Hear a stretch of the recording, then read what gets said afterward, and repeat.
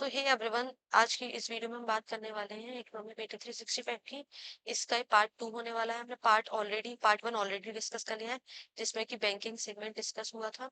आज की इस पार्ट में हम फाइनेंस एंड टैक्सेशन को डिस्कस करेंगे।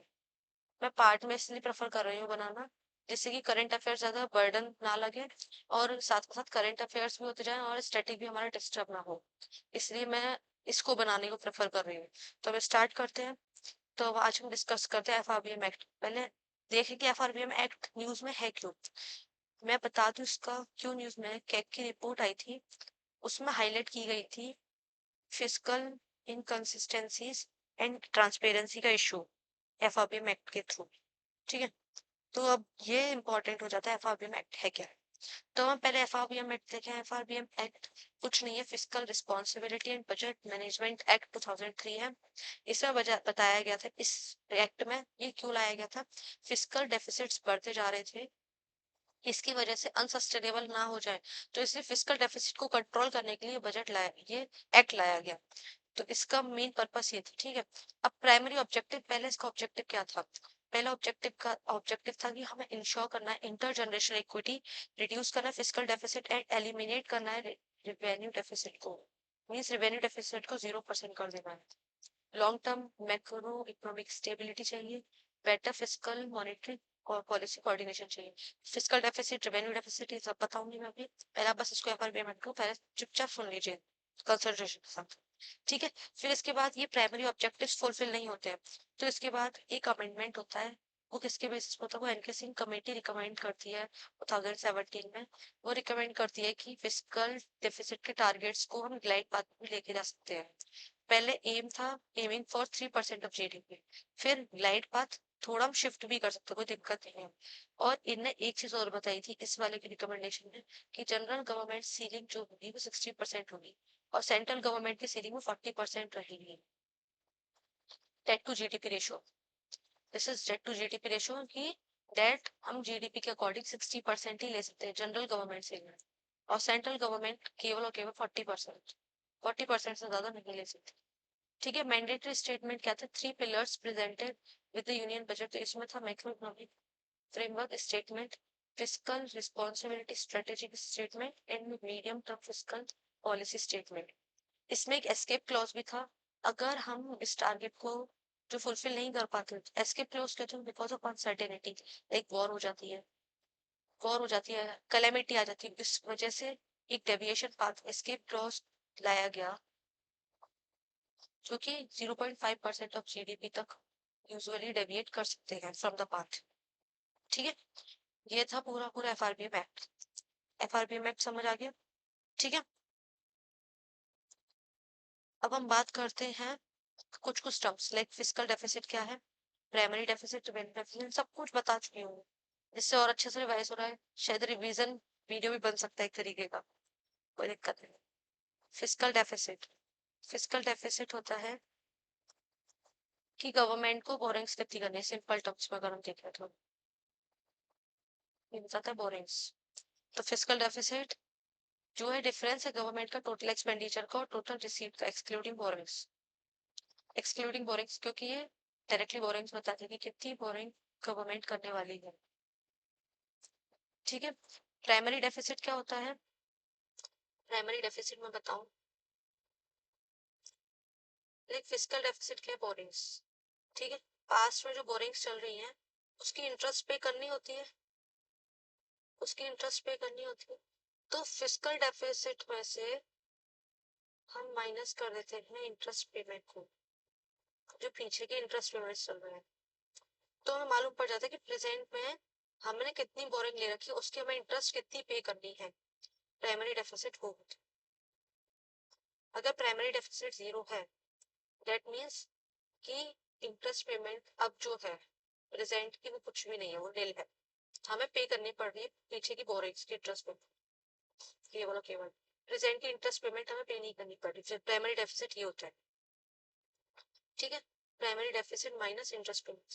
रिवेन्यू डेफिसिट अगर हम देखें तो रिवेन्यू डेफिसिट क्या होता है। रिवेन्यू डेफिसिट रिवेन्यू रिसीट होता है, इन रेवेन्यू एक्सपेंडिचर, ये गवर्नमेंट बजटिंग वाले चैप्टर में मैंने अच्छे से पढ़ाया हुआ है। मतलब गवर्नमेंट की कुछ इनकम होती है और कुछ एक्सपेंडिचर्स होते हैं, ठीक है। इनकम में अगर हम देखें तो टैक्सेस हो गए या नॉन टैक्स इनकम हो गई, तो वो हो गई रेवेन्यू रिसीट। एक्सपेंडिचर की अगर हम बात करें तो salary, pension, interest payments, these are the revenue expenditure. तो इसमें बताया गया रेवेन्यू डेफिसिट का मतलब क्या है कि रेवेन्यू, इसमें बताया गया है कि revenue expenditure minus revenue receipt, minus revenue receipt, तो ये पॉजिटिव में आएगा, तो मतलब हमारा रेवेन्यू डेफिसिट में है। क्यों डेफिसिट में है? क्योंकि अगर ये वाली वैल्यू बड़ी है, लाइक ये 100 और ये 90 है, तो 10 रुपीज क्या है, हमें बोरो करना पड़ेगा कहीं ना कहीं से, तो ये क्या हो गया, रेवेन्यू डेफिसिट होगा, मतलब इनकम से ज्यादा खर्चे हैं, इसलिए पॉजिटिव में आएगा। अगर ये नेगेटिव में आता है, रेवेन्यू नेगेटिव में आती है वाली वैल्यू, लाइक -10, ये 110 होता है और -10 में आ रहा है, तो ये क्या है, रिसीट है, तो रेवेन्यू सरप्लस में, ठीक है। अब हम बात करते हैं इफेक्टिव रेवेन्यू डेफिसिट क्या होता है। रेवेन्यू डेफिसिट हमने देख लिया, अब इफेक्टिव रेवेन्यू डेफिसिट में बताती हूँ, ERD, effective revenue deficit, revenue deficit में से हम माइनस कर देते हैं grant given to the state government. ये grant given to state government क्यों माइनस करते हैं, क्योंकि कैपिटल फॉर्मेशन में काम आता है, मींस कैपिटल एसेट बनाने में काम आता है, बट ये ग्रांट है इसीलिए ये रेवेन्यू डेफिसिट, रेवेन्यू एक्सपेंडिचर में काउंट होता है according to the central government, ठीक है। और ये स्टेट गवर्नमेंट को क्यों दिया जाता है कि कैपिटल एसेट फॉर्म होगा इससे, तो ये कहीं ना कहीं हमारे जीडीपी में तो ग्रोथ करेगा, अगर स्टेट्स भी डेवलप होंगी तो डायरेक्टली डायरेक्टली वो हमारी इकोनॉमी में ग्रोथ का पर्सपेक्टिव देंगे देंगे, कॉमन सेंस की बात। तो अगर ईआरडी जीरो है तो इसका क्या मतलब है,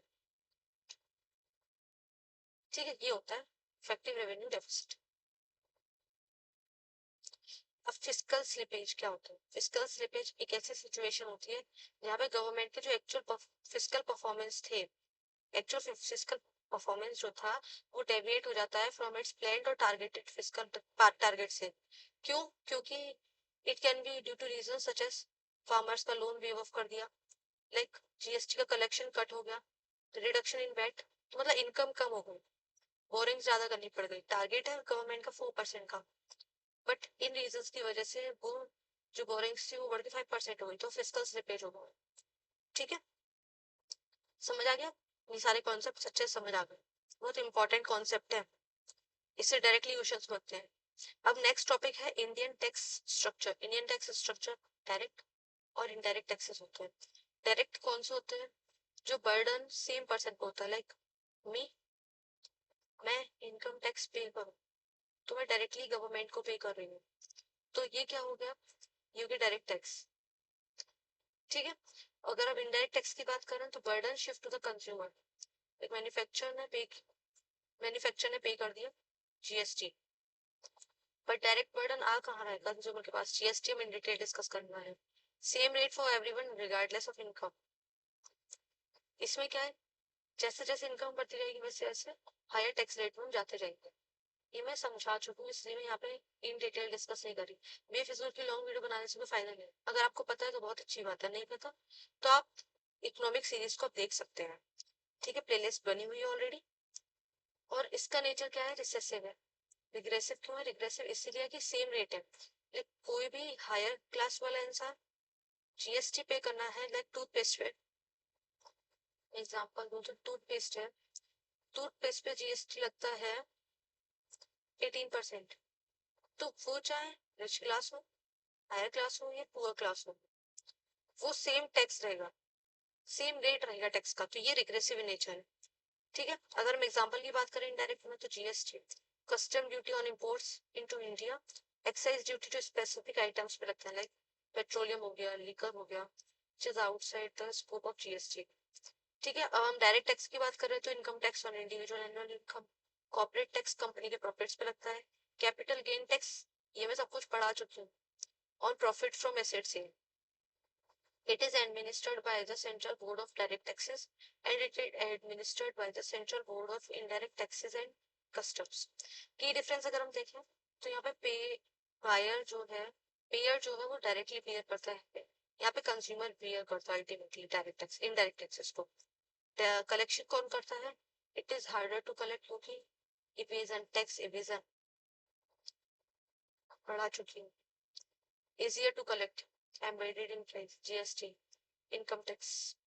ठीक है, अब हम बात करते हैं मिनिमम ऑल्टरनेट टैक्स की, मींस इनकम टैक्स एक्ट आया 2005 का।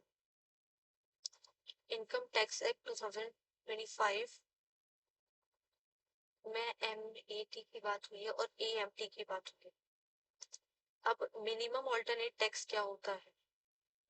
अगर आपने मेरी वीडियोस देखी होगी तो जरूर आपको सब कुछ समझ आ रहा होगा, बहुत ज्यादा सिंपल लग रही होंगी चीजें। तो मिनिमम ऑल्टरनेट टैक्स क्या होता है मैं समझाऊं यहाँ पे सिंपल तरीके से।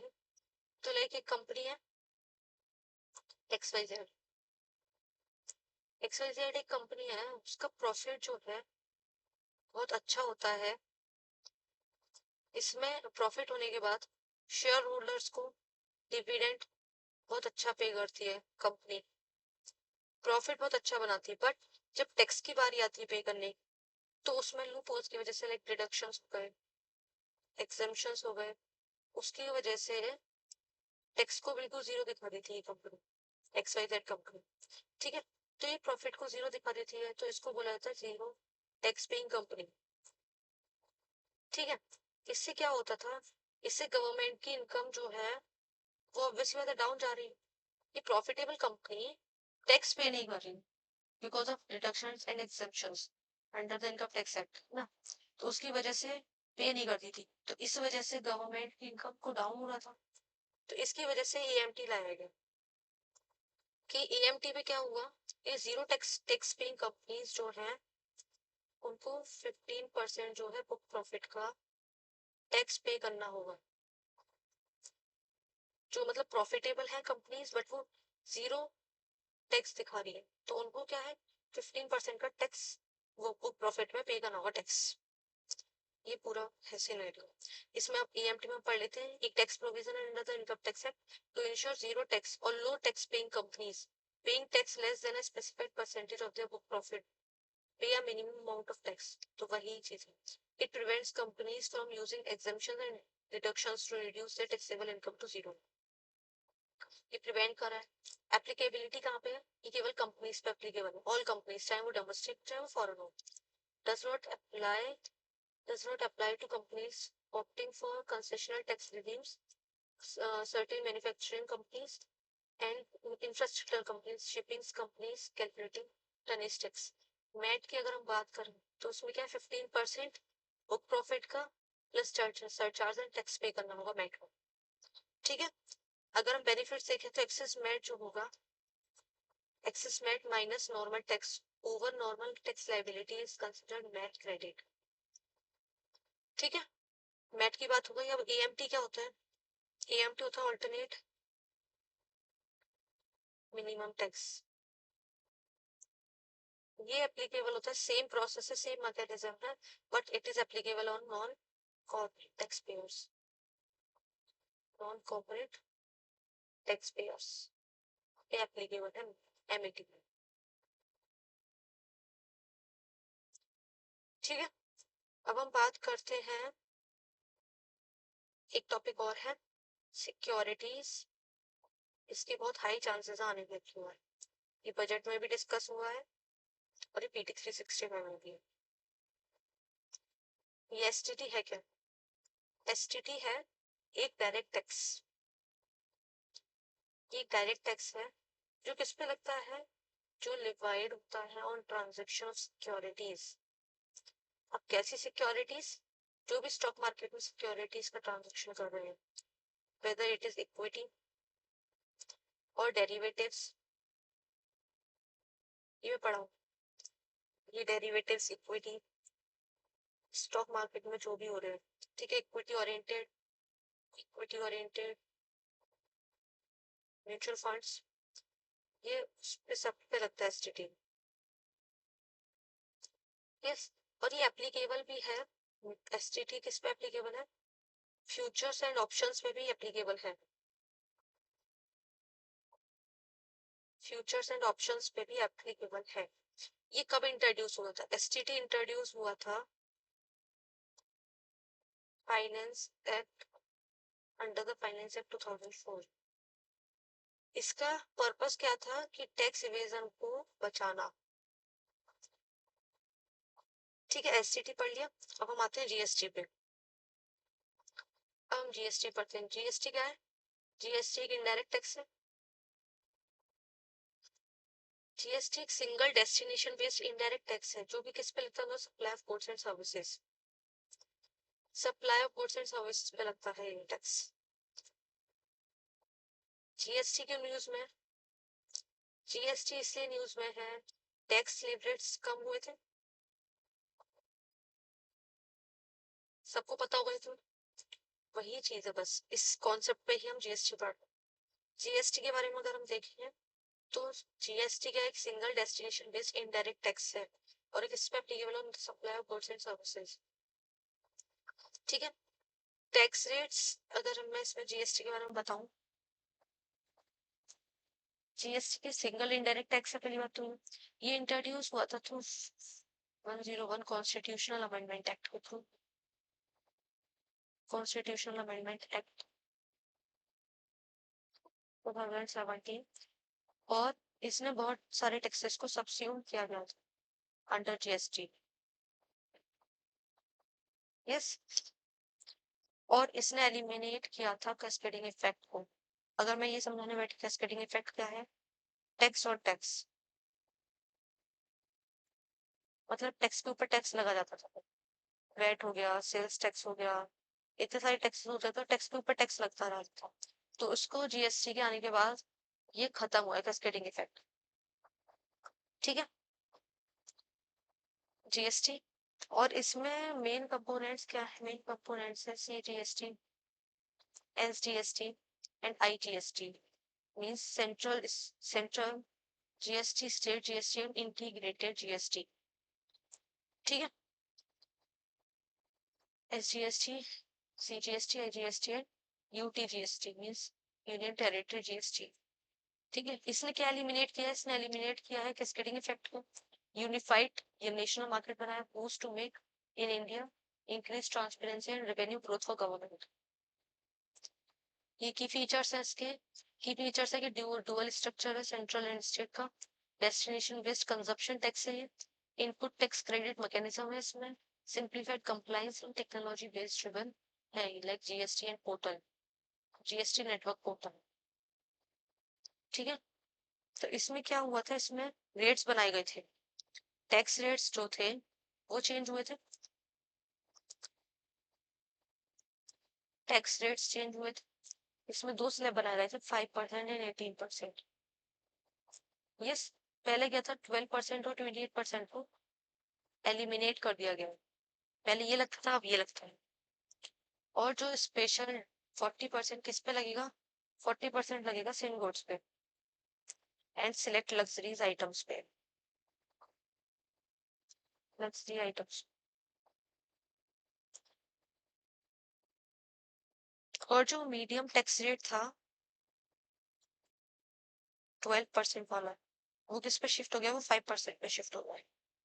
ठीक है, अब हम बात कर रहे हैं कि रिलीफ क्या क्या दिए गए थे इसमें टैक्स रेट्स वाले में सेगमेंट जो मैंने भी बताया। इसमें रिलीफ दी गए थे एफएमसीजी जो एसेंशियल आइटम्स थे वो 18% 5% रहा। Items like hair oil, soap bar, shampoos and toothpaste. Health का अगर हम बात करें तो 18% से एग्जाम्प्ट किया गया है, या 5% मिला है। ठीक है, GST is exempted on all individual life and health insurance policies and their reinsurance. Additionally, 36 जो specific life saving drugs थी वो नील रेट पे, जीएसटी के नील रेट पे आए। एंड मोस्ट अदर मेडिसिन जो थी वो मूव फ्रॉम 12% टू 5%। मैंने भी बताया कि इकोनॉमिक ड्राइवर्स अगर हम देखे हैं तो 28% से 18% पे किस पे हो गया है? वो हो गए एयर कंडीशनर्स हो गए, डिश वॉशिंग मशीन हो गई, या टीवी सेट्स हो गए। सीमेंट्स पे भी ड्रॉप हुआ है फ्रॉम 28% टू 18%।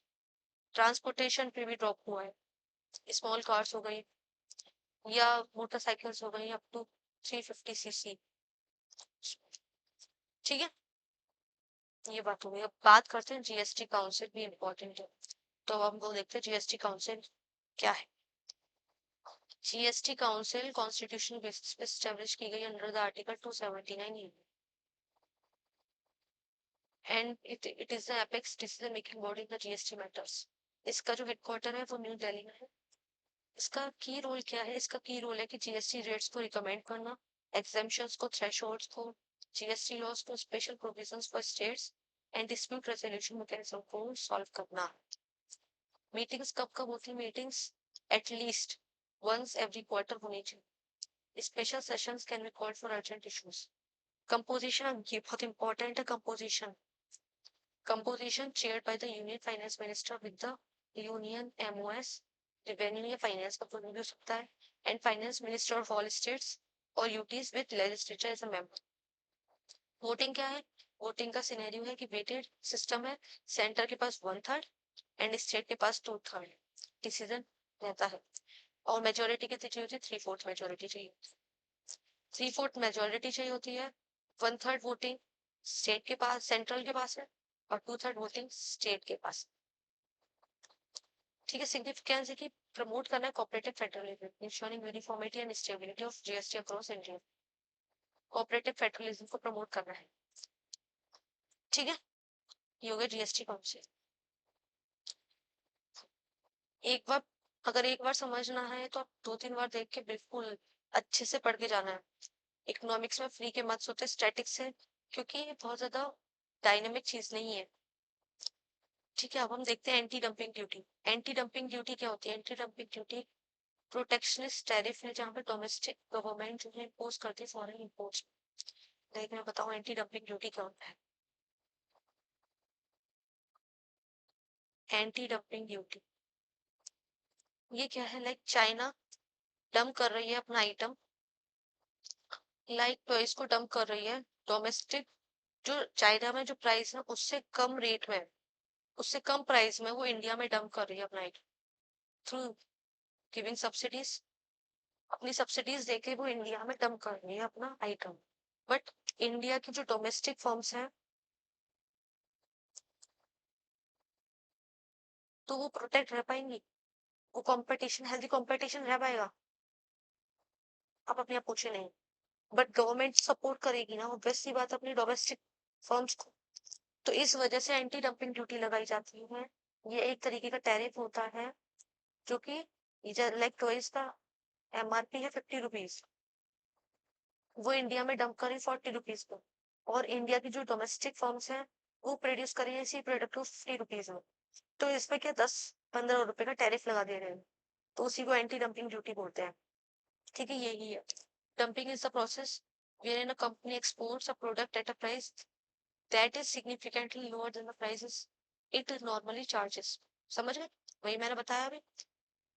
तो इस वजह से फॉरेन इंपोर्ट्स पे एक टैक्स लगाया जाता है, वो होता है एंटी डंपिंग ड्यूटी। ठीक है, अब हम बात करते हैं सेफ गार्ड ड्यूटी के। सेफ गार्ड ड्यूटी एक फॉर्म है सेफ गार्ड मेजर्स का, जो कि available to the WTO members countries को होता है।